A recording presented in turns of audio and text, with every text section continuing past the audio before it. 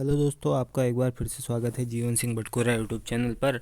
आज की इस वीडियो में जो हम क्वेश्चन लेकर आए हैं वह बहुत ही महत्वपूर्ण क्वेश्चन है और ऐसा क्वेश्चन बार बार रिपीट होता है, खासकर सीटेट के पेपरों के लिए यह बहुत ही महत्वपूर्ण है।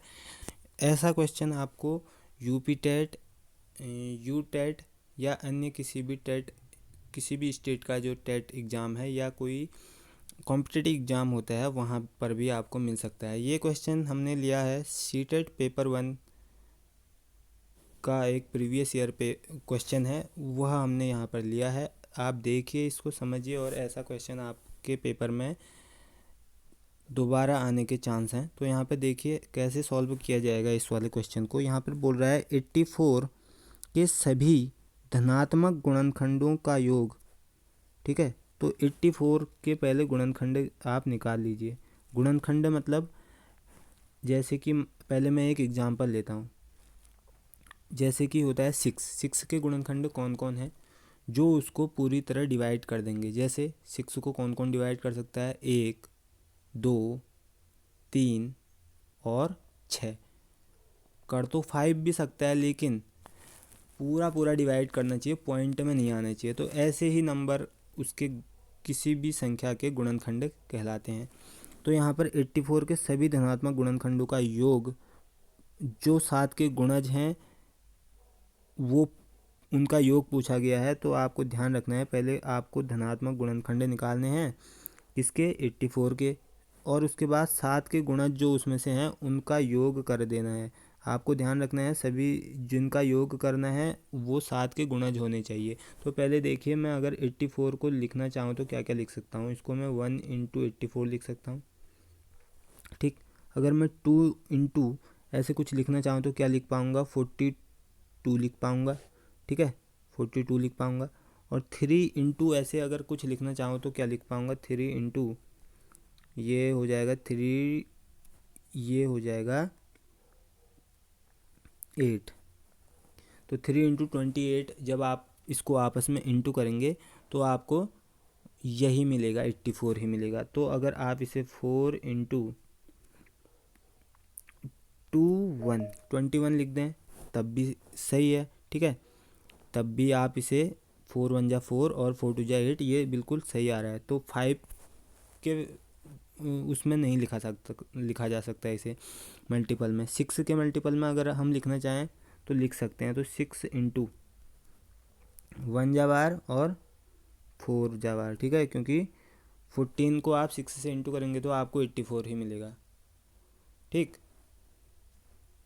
तो ऐसे लिखा हमने। अब हम आगे को चेक करते हैं। इतने तो ये ऐसे लिख पाए हम। अब अगर 7 से करना चाहें तो देखिए, 7 से अगर आप करेंगे, 7 से आप करेंगे अगर 84 को डिवाइड करेंगे तो आपको ऐसे मिल जाएगा, ऐसे ही पता चल जाएगा। देखिए आप यहाँ पे 84 को 7 से डिवाइड कीजिए, 7 1 जा 7, तो 1 बचा, 7 2 जा 14, तो 12 इंटू ऐसा लिख सकते हैं हम इसे, 12 इंटू 7। ठीक है, अब अगर 8 के उसमें लिखना चाहें तो नहीं लिख पाएंगे, 8 के मल्टीपल के फॉर्म में नहीं लिख पाएंगे। ठीक है, अगर लिख भी पाएंगे तो वो ऐसा नंबर होगा जो कि इंटीजर, सॉरी कह लीजिए प्राकृतिक संख्या नहीं होगा। तो अब यहाँ पे देखिए 8 9, अगर मैं 9 से ट्राई करूँ तो 9 से भी नहीं मिल रहा है। 10, ठीक है, 10 से भी नहीं मिलेगा। 11 12, 12 से तो पहले ही लिख दिया है। तो आगे को चेक करने की कोई ज़रूरत नहीं है, क्योंकि मैं अब 7, ये 1 2 3 4 5 6 7 तक चला, फिर 8 9 10 11 12 तक चला, तो ये 12 दोबारा रिपीट हो जा रहा है। तो अगर फिर से मैं 12 को ऐसे लिखूँगा, 12 को ऐसे लिखूँगा तो इंटू 7 ही लिखना पड़ेगा, जो कि दोबारा रिपीट हो जा रहा है। ये और ये एक ही बात है, इसलिए इसको लिखने की कोई ज़रूरत नहीं है। ठीक है, तो अब ये जब भी आगे को मैं ऐसे ढूंढने लगूँगा तो मुझे 12 के बाद 14 मिलेगा। 14 इंटू 6 लिखूँगा, जो कि यहाँ पे पहले से लिख चुका हूँ, तो इसलिए इसे भी लिखने की ज़रूरत नहीं है। तो ऐसे आगे को आप कोई भी जो भी मिलेगा मुझे वो रिपीट पहले लिख चुका हूँगा मैं, ऐसे ही आएंगे। अब देखिए यहाँ पे कौन कौन से हैं इसके फैक्टर, आप समझ लीजिए। यहाँ पर जो भी फैक्टर हैं 84 के, तो 84 के कौन कौन से फैक्टर हैं वो पहले देखते हैं। ठीक है, 84 के फैक्टर हैं 1, 84 खुद, 2, 42, 3, 28, 4, 21, 6, और 14 ये सभी हैं, और यहाँ पर 7 और 12 भी इसके फैक्टर हैं।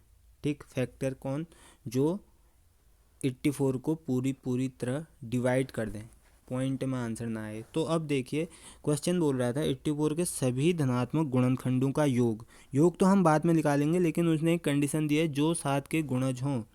ठीक है, तो 7 के गुणज भी होने चाहिए। तो जो 7 के गुणज हैं मैं उनको एक बार ब्लू कलर से सर्कल कर देता हूँ। तो देखिए 7 के गुणज कौन कौन से हैं, 1 तो नहीं है, ठीक है, 2 भी नहीं है, 3 भी नहीं है, 4 भी नहीं है, 5 भी नहीं है, सॉरी 6 भी नहीं है। तो 7 पहला गुणज मिला मुझे 7 का, फिर ये 14 मिलेगा, फिर ये मिलेगा 21, 7 3 जा 21 होता है, क्योंकि ये 28 भी 7 के टेबल में आता है। गुणज का मतलब 7 का मल्टीपल होने चाहिए, तो ये भी आ रहा है।